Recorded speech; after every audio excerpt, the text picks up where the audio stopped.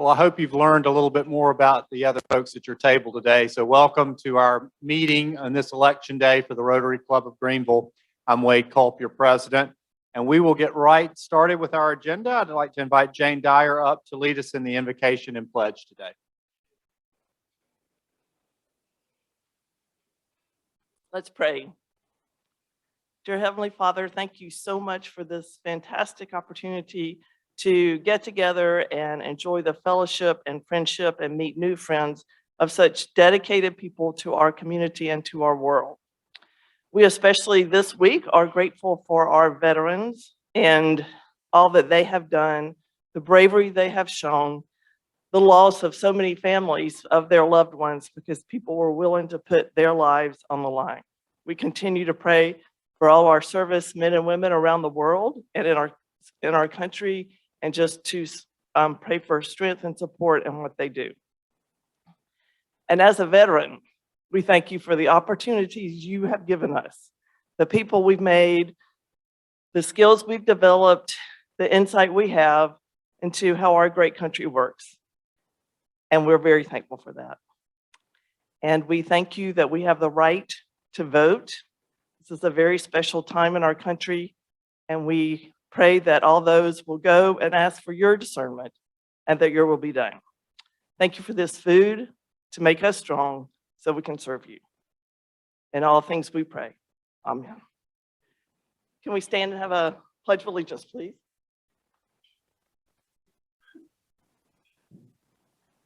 I pledge allegiance to the flag of the United States of America, to the republic which it stands, one nation, under God, indivisible, with liberty and justice for all.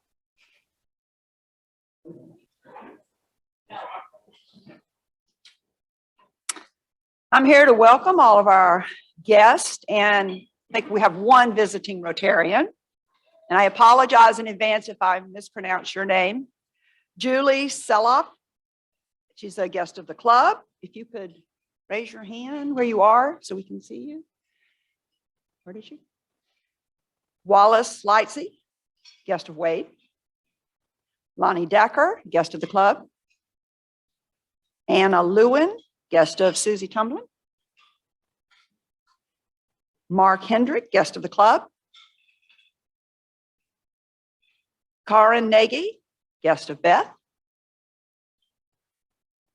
Brett Jones, guest of Brian Thackeray. Jeep Ford, guest of the club. Vicki McCaffrey, guest of Charles Warren. Steve Shaw, guest of Jason Elliott. And Tyler Robertson, guest of Jeff Cox. Thank you all for visiting, and please come back.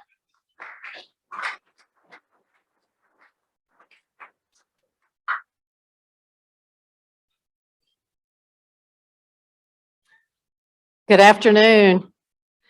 I'm Caroline Stewart, and I am the club chaplain. And today we would like to celebrate the life of Jelaine Warren. And I know Charles is here.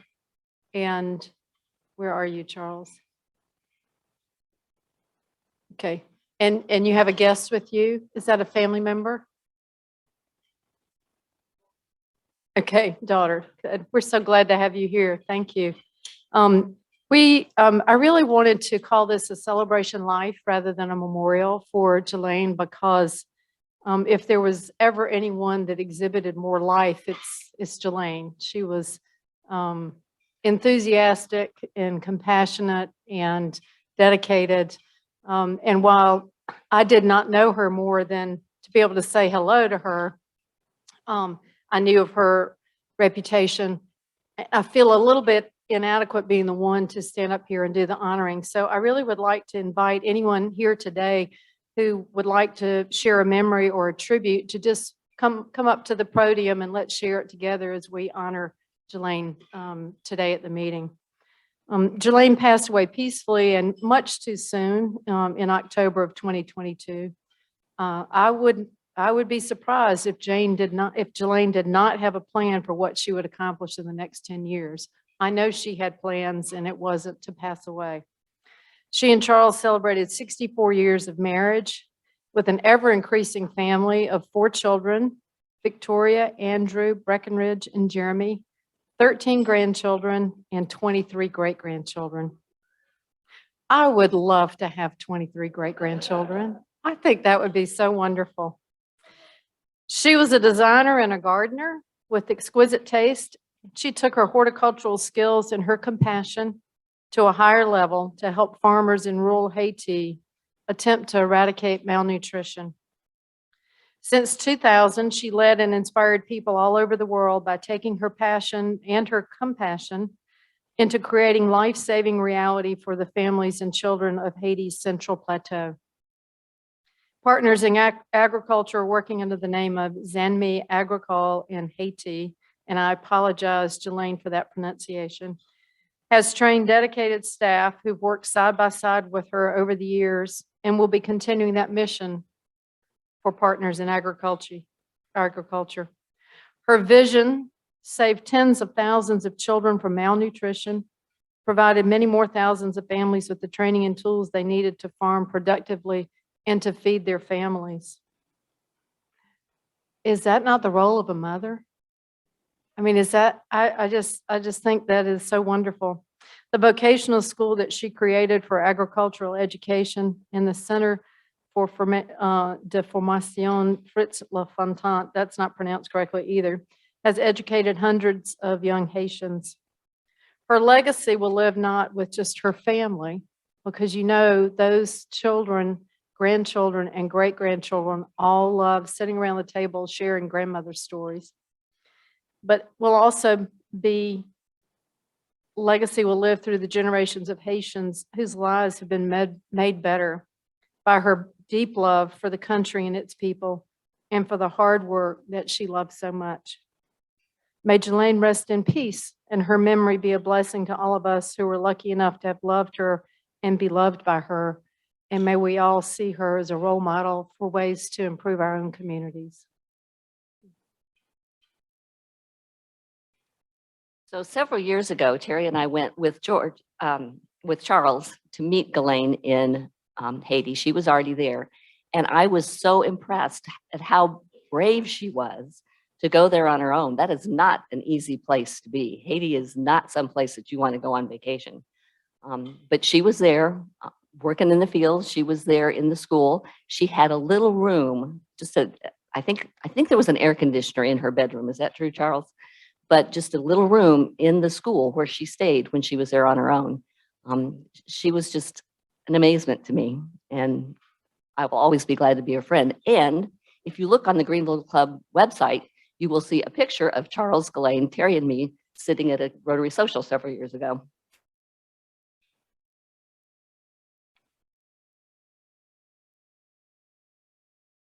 Ghislaine was one of those people who could see the next thing. She could see the next thing that needed to be done. And the way she found herself in Haiti was kind of strange. She was hired by the Episcopal Diocese in Haiti to teach French to the native Haitians up in the Central Plateau, far from Port-au-Prince. And she got down there. Now, it happened that she's an Australian farmer by birth. She got down there, she said, French is not the problem here. The problem here is these kids are starving to death, and they were. So working with a international health organization, Partners in Health, founded by Paul Farmer, they concocted an antidote for malnutrition, which of course is food. The antidote is made out of peanut butter. Kids will eat peanut butter. So it was peanut butter mixed with some vitamins and some powdered milk. And then they packaged it in fairly crude containers at the outset, jars and that sort of thing. And all that equipment was provided by the Rotary Foundation in the form of a grant. It was a hand-cranked mill, a roasting oven, basically all manually operated. So they made this stuff, mixed it up, and they packaged it and so forth. And then she can always see the next thing that needs to be done. We need to scale this up. So somehow engaged a huge pharmaceutical, Abbott Labs in Chicago. And Abbott Labs built them a building, meaning that they designed it and fabricated it in the United States. This is a steel building. and barged it over to Haiti, hauled it up the mountainside, and erected it. There's no building like it in Haiti. I mean, concrete floor, rigid conduit, stainless steel equipment. It's an FDA class manufacturing facility for food products. And today we're shipping all over the world from that single factory, shipped to other parts of the world, this product, which is the brand is called Nori Mamba. And it's this same product. Now it's packaged in a squeezy applesauce container because they have the equipment technology to do that. And so it has some shelf life. You know, you can ship peanut butter and it'll last a long time as long as it's free from oxygen. Then she said, you know, what we need to do is we need to teach these Haitian children some skills. So let's build a vocational school, obviously. And the vocational school is 2 stories, cinder block building. They have CAD stations. They teach AutoCAD drafting. They teach building design to meet seismic standards. After, of course, the earthquake, that became really important. Also taught furniture manufacturing and crafting. And of course, then what she figured out was they needed another source of food other than peanut butter. So why not goats? So she established a goat herd up on top of a mountain, again, funded by the Rotary Foundation, a goat barn, a place where, you know, birthing area and that sort of thing. And the nice thing about goats are wealth builders in the third world. And because a goat does a lot of things, you know, it provides milk, it provides meat, and it provides other goats. So the goat herd is expanding over time. We give a Haitian family a goat, expect a goat back. And so it's just been a remarkable cycle of ever escalating service and function to this group of people, this community in the Central Plateau. And as you can imagine, I admire somebody like Ghislaine who can see the next thing, but more importantly, do it. Thanks. Thank you, Terry and Pam. So she had a vision and she just didn't sit and have a vision. She made it happen. And I think that's a great inspiration for all of us. I first met Charles and Ghislaine in person in Japan in a bus. And from that moment, she described herself as a farmer's daughter. And she has been everything but that. She is one of the most amazing women that I've ever met. And anytime I've been in her presence and with her, you always feel that you're the most important person in the room. And if Ghislaine could illustrate anything to all of us, is that she could find the beauty in anything. She found the beauty in me. She's found the beauty in our Rotary clubs. She found the beauty in her backyard. If you've ever been to her home, it's absolutely amazing. She found the beauty in the Haitian people, and she shares that love. And I just hope that someday we can all take that example and share it with the world. Not only was I devastated, and I know our club's devastated, but our world has lost a beautiful woman too.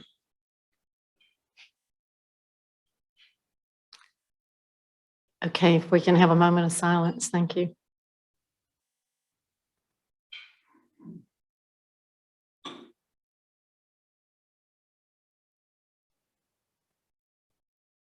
Rest in peace, Ghislaine.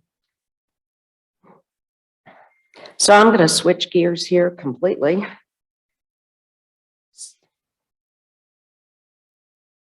So I want to share something with y'all. I've always said that text message communication is not always the best, and it can lead to some confusion. So I'm going to share this with you. So Jane sent me a text message on Wednesday. She said, "Are you going to be at the Rotary meeting Tuesday? And can you talk a few minutes about the kids area at Greenville?" Well, my interpretation of that was she wanted to talk to me about the kids area at Greenville since I'm on the committee. So I said yes and yes, and she said thanks, and that was the end of it. Except at 9 o'clock last night, after I had driven 6 hours from Nashville, I get another message saying, "Tomorrow you will be the only Kringle speaker. Could you not only talk about the kids area, but also about blah, blah, blah, blah, blah, blah, blah?" And then I realized she wanted me to talk about Kringle Holiday Village, not talk to her about it? Well, despite being an attorney for a long time, I am not a very good impromptu speaker. But I am going to do my best. And if I stumble through this, I am sorry. But I did bring props, which I hope will help put us in the Christmas spirit. And I wore my red jacket. So here we go. So as most of you know, we are having Kringle Holiday Village December 9th, 10th, and 11th at Floor Field. For the visitors that are here, this is our big fundraiser for the year. Last year was our first year. It was extremely successful, and we really expect it to be double, even triple this year. Okay. So as part of Kringle Holiday Village, we will have a Santa Land. So Santa will be there on both Saturday and Sunday. Please bring your children, your grandchildren, your great-grandchildren. There will also be a silent auction on Friday night at the VIP event. We are still looking for anyone who might donate a beach vacation, a mountain vacation. I donated my Peace Center tickets last year, which I'm going to do this year. I just haven't decided which weekend. But if you have anything like that you'd like to donate for the silent auction, pieces of artwork, maybe services, if you do something that somebody might want to pay for, please email Jane Dyer. We're also still looking for sponsors. Mike Sarvis is responsible for sponsors. Today I signed up, and Marty Elliott and I are actually going to join together. I'm going to pay half and she's going to pay half. So if you wanted to do that, you could do that also. Purchase tickets. You can buy groups of tickets, 20 plus. Contact Laura McCullough for that. And finally, there are flyers available at the exit. I don't know about you, but whenever I walk into a store or down the street, I work in Greer on Trade Streets, kind of a small street. I'm always looking at posters, seeing what's going on. And there are a lot of times I didn't see any advertisement anywhere else, but I saw a poster.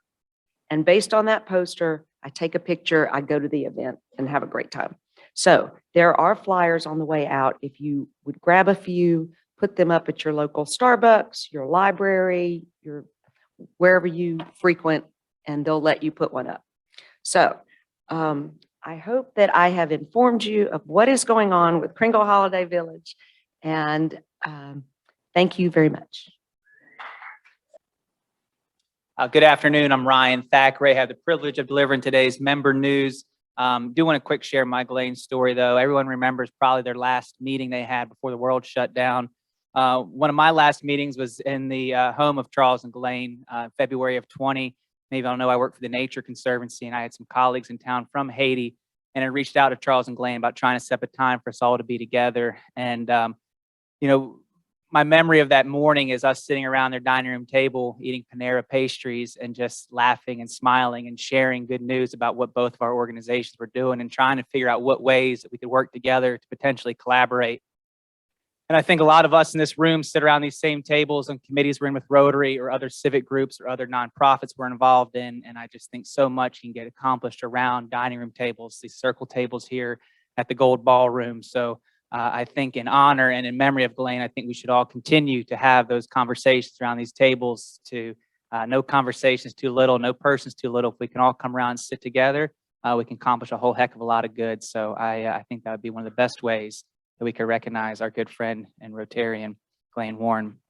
Today's member news is way overdue. It's been a couple months, so buckle up and get ready. It's sponsored by Rotarian Rob Rowan and the Global Action Coalition organization. Say that 3 times fast. Back in September, Rob traveled to Albania with Dr. Alex Cooley on a medical and education mission. While in Albania, Rob and the team worked with several rural schools to create libraries and with the Ministry of Health to support their rural clinics. Part of the trip included a goal to sign a memorandum of understanding with the Ministry with Women's Health and Midwifery. This is part of Global Action Coalition's international humanitarian work. We thank Rob and the coalition for their work and for sponsoring today's member news, which cost them $0. Rotarian Lauren Scoggins was selected to be a part of the 49th class of Leadership Greenville. When Lauren isn't busy being a Rotarian, a mother, and a Leadership Greenville participant, she also serves as the Chief Operating Officer and Director of Investor Relations for Upstate Alliance. She also went to a fantastic college for undergraduate at Presbyterian College. Go Blue Hose. And some updates from Dr. Prince on one of our Service Above Self scholars. Y'all remember Jaden Beek is the 2019 Rotary Service Above Self Scholar for the Rotary Club of Greenville. Jaden served on the 2022 Rotary Peace and Conflict Resolution Conference Planning Committee. In addition to her exceptional service in the committee, she also planned and moderated the outstanding session entitled Youth Leading the Way, which featured high school and college students discussing biases which they have experienced. Jaden also just received the Outstanding College Student Award at the 2022 Upstate Diversity Leadership Awards ceremony presented by the Greenville Chamber of Commerce and the Furman Riley Institute. The Outstanding College Student category recognizes a college student who is viewed as a diversity champion and demonstrates a leading role in promoting diversity in the campus, environment, or within the community. Jaden's working on a master's degree in counseling at Southern Wesleyan University, and she is a care coordinator for Switch, which is a nonprofit devoted to eradicating human trafficking and sexual exploitation. Congratulations, Jaden, on this well-deserved honor. Congratulations to our Rotary Club for picking the right students here in our community to invest in. Jaden has certainly hit a home run. Everyone's favorite immediate past president, Ramona Farrell, has some exciting news to share. Ramona was recently appointed to the Greenville Chamber Board of Directors, where she will serve as treasurer. My hope is that in her role as treasurer, Ramona can make sure that cart buckets are at every chamber event moving forward, so the Rotary Club of Greenville can surpass our goal for Alzheimer's research. Hopefully Ramona can start working on that. Ramona's company, Farrell Insights, also just celebrated its 2-year anniversary. Her consulting firm provides forensic accounting, business advisory and coaching, and M&A services. Now, I thought my wife was a forensic accountant, but apparently Ramona's figured out a way to figure out how to make a career off of that instead of my wife just watching every dollar that I spend out of the personal bank account. So well done, Ramona. A little bit more business news. Rotarian Josh Fowler was recently named president of Davis & Floyd. Founded in 1954, Davis & Floyd is a multidisciplinary planning, engineering, and design firm with 6 offices located throughout the Palmetto State, including Greenville. Davis & Floyd designs and engineers innovative solutions that enrich the world around us. They work with clients to solve complex engineering, planning, and landscape architecture problems to improve communities where they live, work, and play. Davis & Floyd focuses on community development, transportation, and water resource projects. Congratulations to Rotarian Josh Fowler, Davis & Floyd's newest president. And Rotarian Lorraine Holman just opened Summit Greenville in October of 2022, an innovative counseling and co-working space at the intersection of I-385 and Roper Mountain Road. Summit Greenville is a beautiful and brand new shared workspace for 12 mental health providers who each own and operate an independent private practice. The office concept provides in-demand mental health counseling services to a variety of clients while providing connection and support to the women entrepreneurs who are members of Summit Greenville. Learn more about her new business at summitgvl.com. And as we wrap things up here, this club continues to be the spot in Greenville where award winners like to hang out for lunch. Congrats to Rotarian Lucy Henry. She has received the Employee Assistance Professionals Association 2022 Lifetime Achievement Award. The Employee Assistant Professionals Association is the global leader in the certification, support, development, and networking of employee assistant professionals. Rotarian Henry was recognized for her distinguished career as an EAP practitioner, her consistent advocacy for the EAP profession, and her central role in making EAPA the vital organization that it is today. She is currently the VP of Stakeholder Relations for First Son EAP. And worth noting that in the press release, the CEO for EAPA, the association, said about Lucy, "I can't think of anyone more deserving of this honor as Lucy Henry. She is a true leader and has inspired many to come into the profession and follow into her footsteps." Congratulations to Lucy.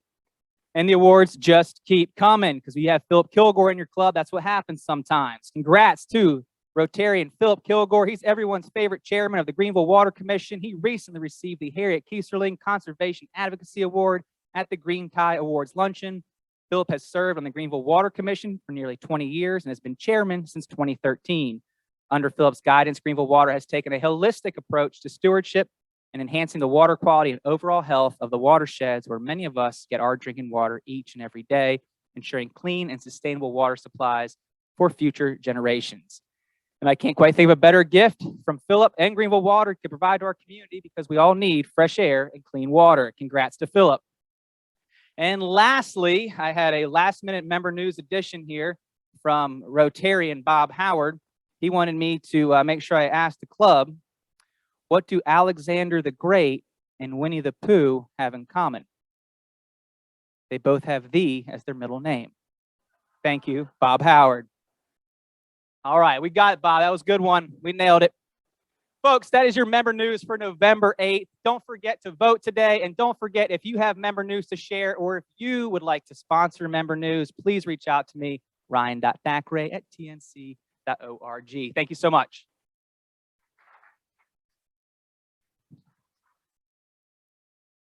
Thanks, Ryan. It's a treat to have with us today South Carolina Secretary of Commerce, Harry Lightsey. Mr. Lightsey was appointed by Governor McMaster as Secretary of Commerce in June of 2021. He has been a fixture in South Carolina's business community for decades.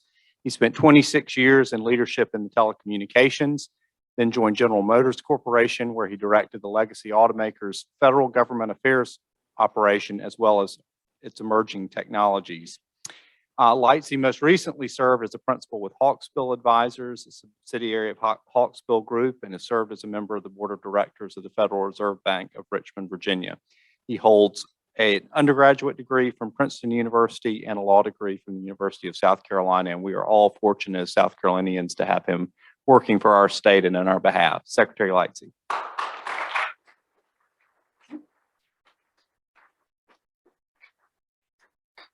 Well, good afternoon. Good afternoon. It is truly a pleasure for me to be up in Greenville again.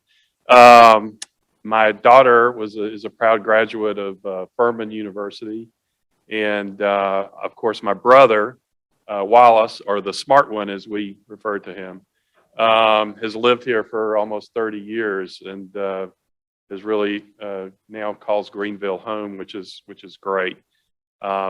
It has been amazing to me, having been really out of the state for about 10 years, to come back to Greenville in this past year and just see a tremendous amount of development that's occurred and just the great atmosphere that you have here in Greenville. It truly is a gem in our state.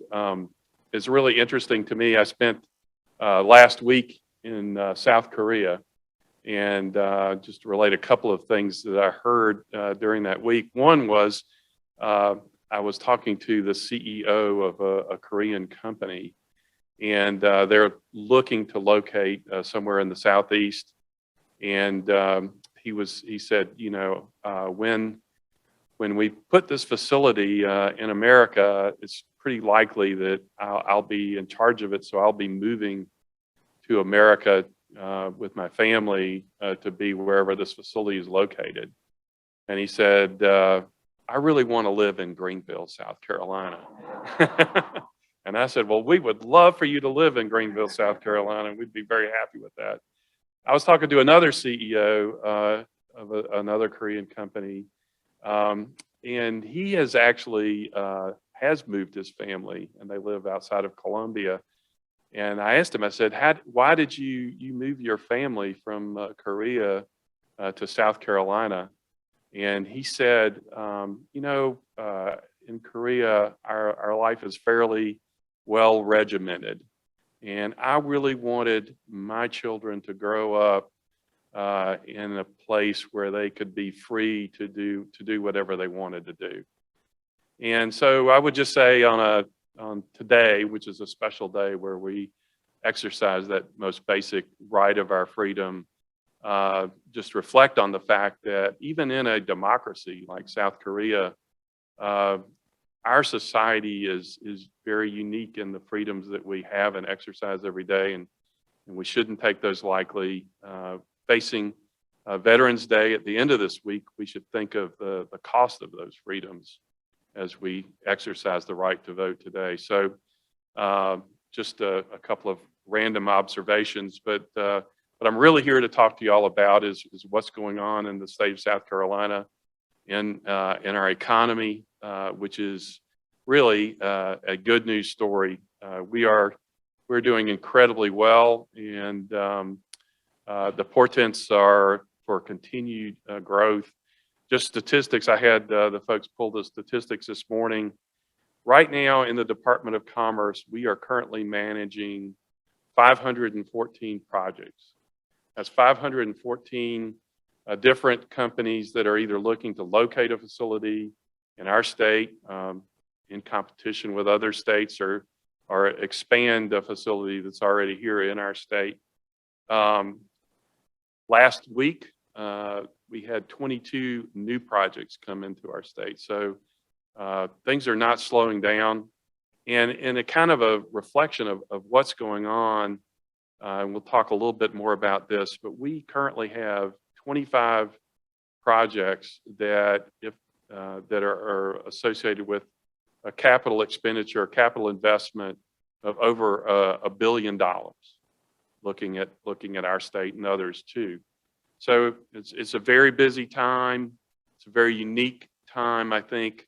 Well, one of the real reasons why I was really honored to take this job is I think that what is happening now in the next 5 or 10 years in business is going to impact our state and our state's economy for decades to come. And I'm very convinced that if we do this right, if we do this in a thoughtful way, we have the opportunity to set our state up for a higher quality of life for our citizens and for continued growth for years and years to come. So one great example of that, just here in the upstate, was a little bit less than a month ago. I was here for the announcement by BMW that they're going to invest $1.7 billion in their facility here in Greer.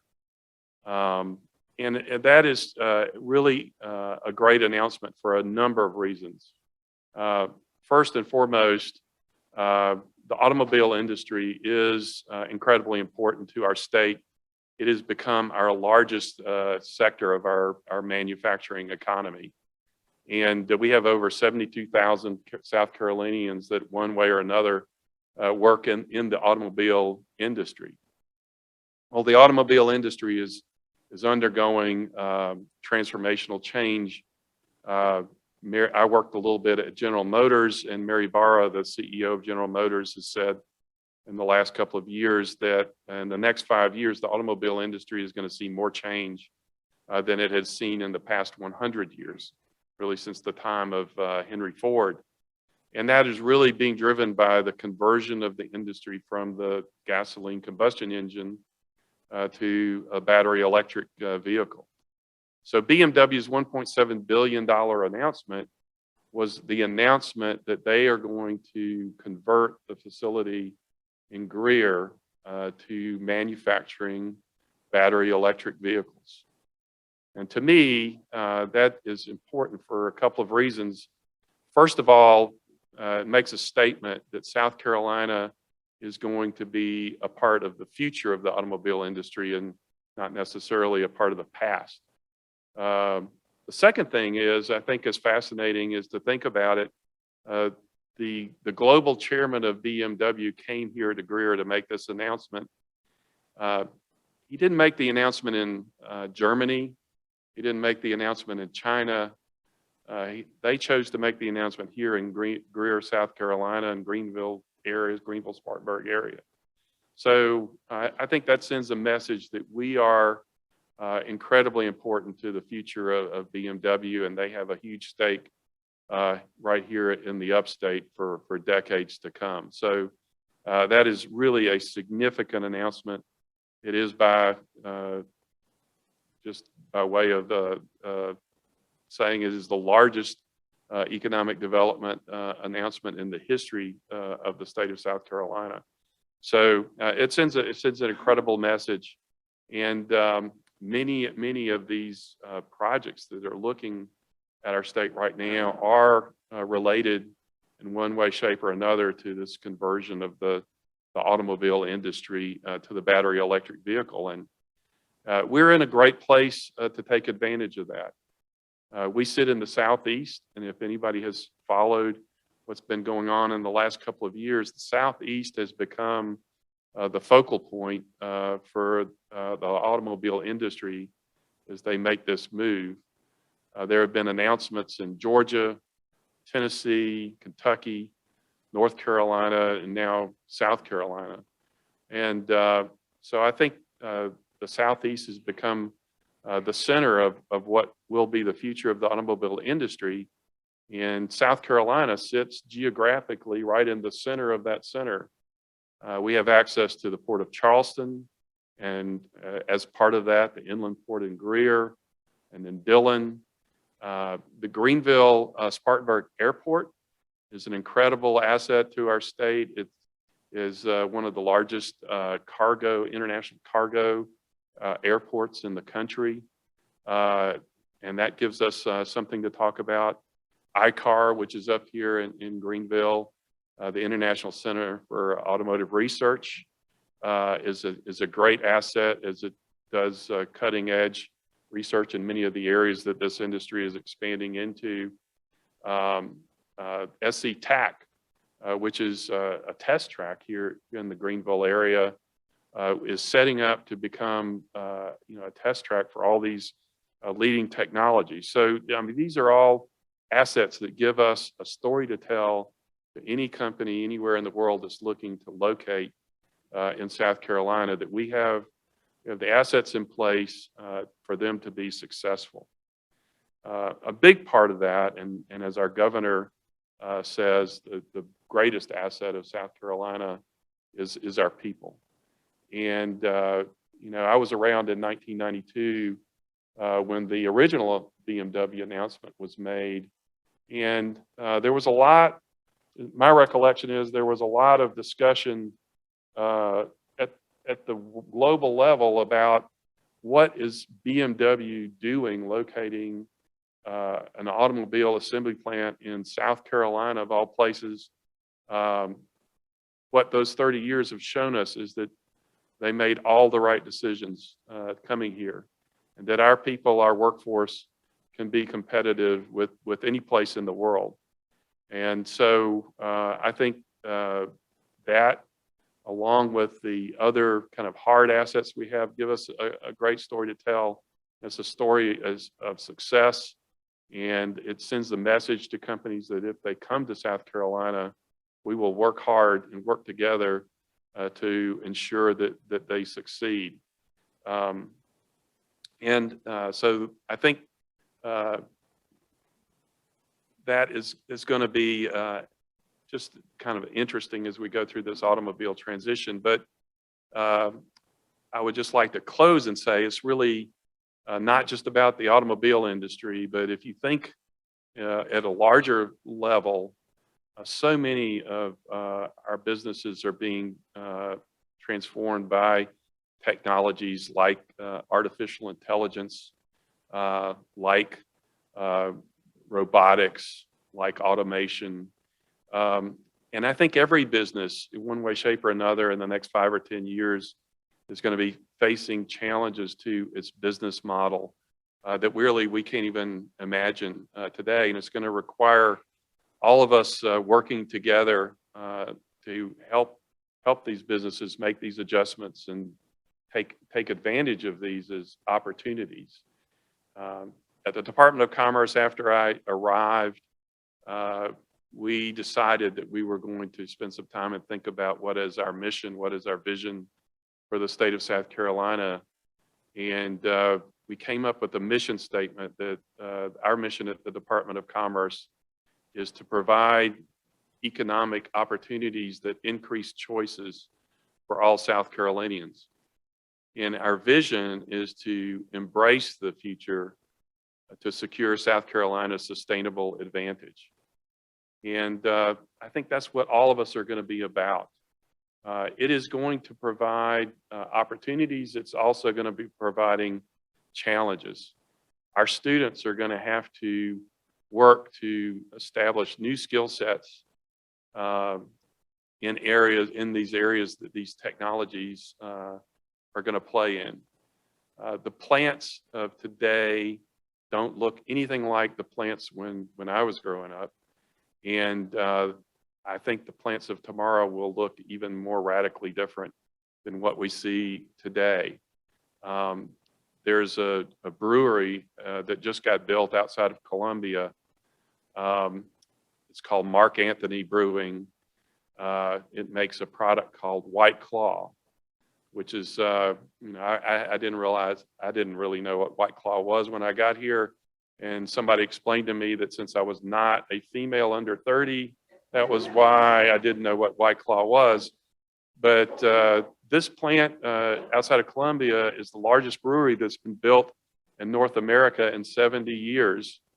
And it is going to produce all of the product for Mark Anthony Brewing for the eastern half of the United States. This plant produces 450,000 cases of White Claw a day. It's amazing. There is not a single human-driven forklift in that plant. All that product gets moved around by self-driving conveyances and other means. It employs about 300 workers. In my day, if we'd built a plant that big to move that much product, you would have had thousands of workers. That's what we're dealing with. There are going to be fewer jobs. There are going to be better jobs. There are going to be higher paying jobs and higher quality jobs. We're not going to be looking for forklift drivers. We're going to be looking for folks to maintain the automated forklift machinery that moves stuff around, that know how to program it so it's more productive and more efficient. And those are the kind of skill sets that our students need to be developing. Those are the kind of jobs and opportunities we're going to provide for the future in our state. And so that's, and the workers that are already in those facilities in our state, as they transform, as they move, are going to have to reskill and upskill. So I think those are going to provide some great challenges for us. And but it's one that I am sure the people of this state can meet as we move forward from here. And so I will leave you with that. I think the one thing that we tell companies that are looking to locate in South Carolina is that, we may be a small state, but the one thing we do really well in South Carolina is we work together.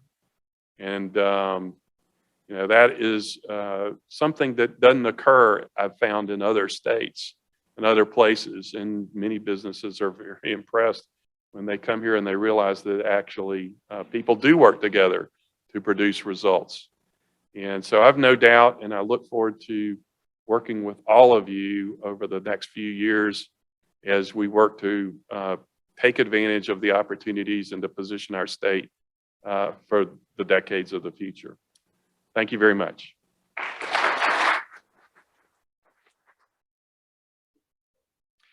Yeah, so actually, the question is, how do I feel about the infrastructure in South Carolina? I think two things. First of all, we are a small state, so frankly, that is an advantage for us in the world of infrastructure.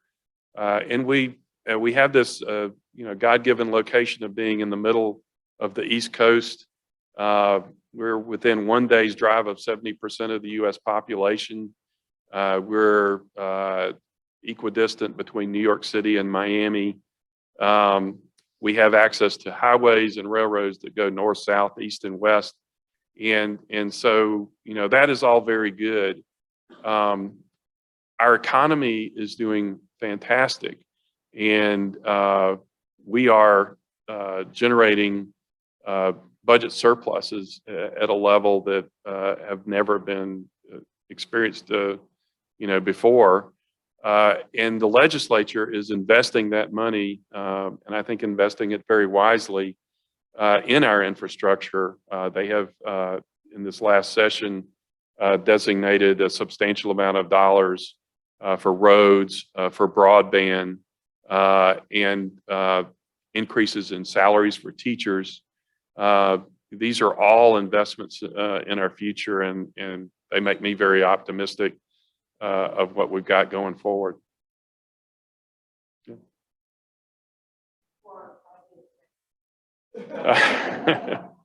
Well, I won't express any thoughts about the rest of the country, but I will say that our economy is doing incredibly well here. One of the things that our governor says, and I believe him, I believe this to be true, is that we made a fairly bold step politically during the pandemic. The governor declared that manufacturing businesses were essential and they didn't have to close. And our department worked with a lot of businesses to help them figure out how they could stay open and still protect the health of their employees. And they did that. And as we emerged from the pandemic and as the world started to consume and step out again, South Carolina was ready. And I think I'd applaud the political will that it took to make that decision during a time of a global pandemic. And I think it really set us up well as our economy has kind of accelerated out of this pandemic at a level that some other states have not seen. Yeah, so actually John Warner and I were reflecting about Clemson ICAR. John and I were both on a task force that was studying back in early 2000s, how to help South Carolina's economy move into the 21st century. And one of the recommendations, or the recommendation that we made to the legislature, was to set up a program that became known as the Endowed Chairs Program. And that led to ICAR, was really the first significant outcome of that legislation, and something, frankly, that I'm very proud of. It really is a leading facility of its kind in the world, and it's looked to as that. And I think with the kind of technologies that are now changing the automobile industry, that makes that asset even more critical than before. So I certainly look for that to continue to grow and its reputation to continue to grow. Yeah, John. ICAR, detailed here at PhD, ICAR. 20 years ago, Chris Zimble, who was the VP of Research and Economic Development at Clemson, told me that what we needed to replicate was Michelin. We got Michelin manufacturing here, and we got a global R&D facility, and we got a North American headquarters. We have a very extensive manufacturing base across the state. Local companies that have a facility in South Carolina, we don't need to tell them where we are on the map. I'd love your thoughts about how we move that value chain with more of these organizations to get an innovation center here and maybe even a regional headquarters. Yeah, thanks, John. So we have the same incentive structure in South Carolina in place today that we've had for several decades. And it really is, it's interesting if you study history, and as you guys all well know, South Carolina lost its textile manufacturing base starting in the 60s and through the 70s and into the 80s. And that was really the genesis of economic development as we know it today. And our incentive structure was really designed to replace those textile jobs. And it was really geared to attract manufacturing jobs into our state. It's based on capital expense, and it's based on number of jobs created.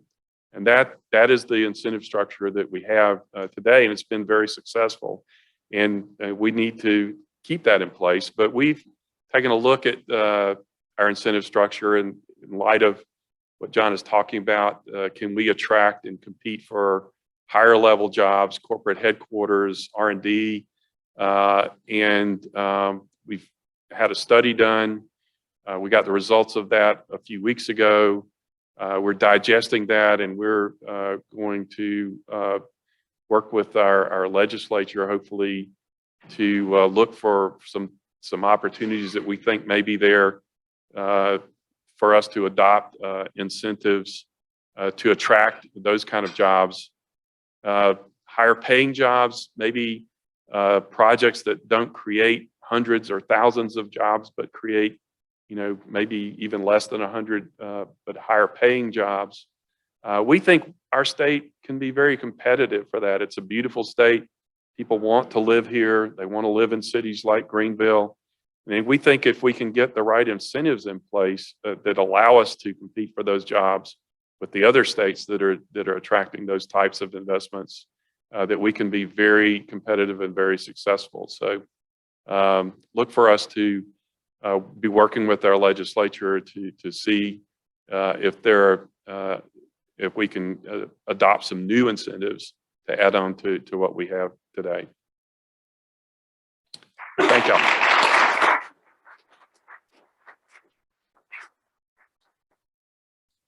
Thank you, Mr. Secretary. And again, we are fortunate as South Carolinians to have someone with so much experience and insight into the business community working on our behalf. And thank you for that work. Just a few announcements from me before we close with the four-way test.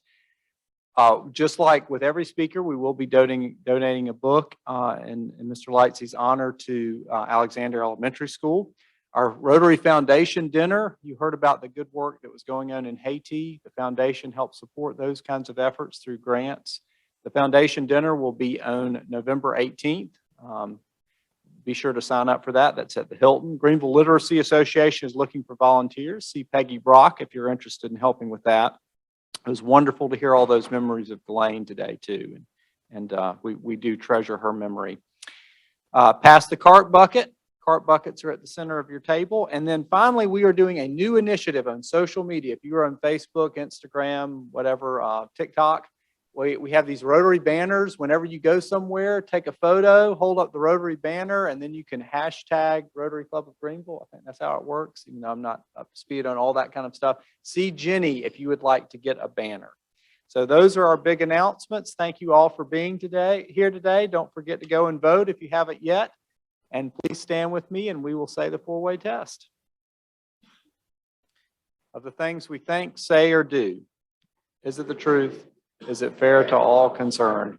Will it build goodwill and better friendships? Will it be beneficial to all concerned? We are adjourned.